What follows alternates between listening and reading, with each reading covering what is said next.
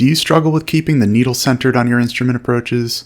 It's a major frustration for instrument students, and we're going to nip the problem in the bud right here.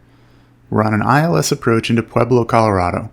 We're at 6,600 feet, which is the glide slope intercept altitude. We're holding the localizer course on the number 1 VOR receiver, and the glide slope needle is above center for now. We also have the approach loaded up on the GPS. This is a backup only, as the ILS has to be flown using the raw data on the receiver, but the GPS will prove crucial, as we'll see.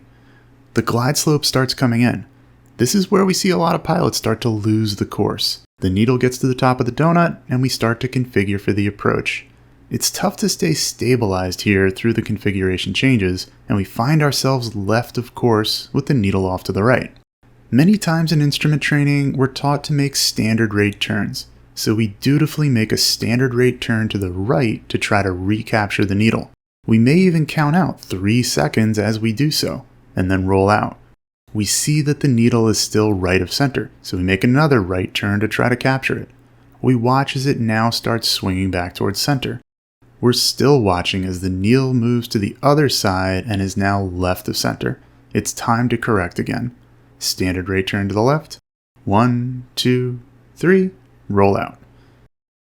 It moves back to center. We turn right to try to capture it. 1, 2, 3. Here's what we should have done before we even started the approach. Set the OBS to the inbound course of 261. Now, let's get back on track. The GPS gives us 2 important pieces of data. It shows us DTK, desired track of 261. That's the approach course. It also shows us track of 265. Track is the same as magnetic course. It's corrected for wind drift. We want the desired track and the actual track to be equal, and of course we want the needle to be centered. With the needle left of center, we need to correct left. The track needs to be left or less than 261.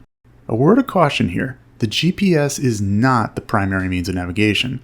The way we should use this data is our track is 4 degrees right of where it should be, and we need to correct a further amount to the left of that to re-intercept.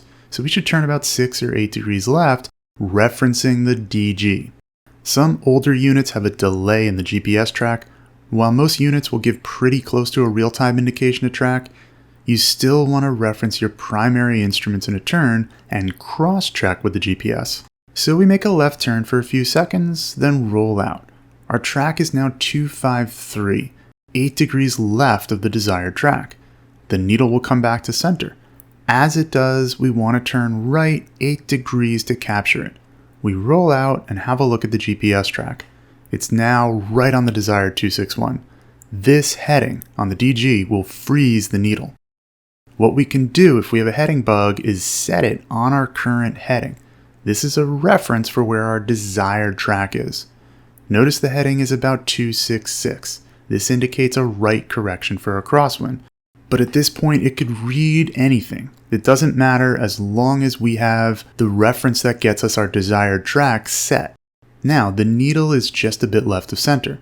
We'll make a tiny correction left. You can even just kick a hair or left rudder to make these small corrections, even though it's technically uncoordinated. Small corrections are the name of the game in instrument flying. Now the track is 257. The needle will come back to center, and when it does, we're going to turn right directly onto our newly set heading bug. Desired track and actual track are equal, and our needle is centered. We're dead on the approach. We'll keep incorporating the GPS in our scan to stay on the needle, referencing the DG in turns, and verifying on the GPS. Of course, we're managing our glide slope as well in this ILS approach, but that's not the focus of the lesson here. The combination of 3 techniques, GPS track and desired track comparisons, DG references, and small corrections will prove invaluable to helping you stay on course on instrument approaches, especially as the needle gets more sensitive as we get closer to the runway.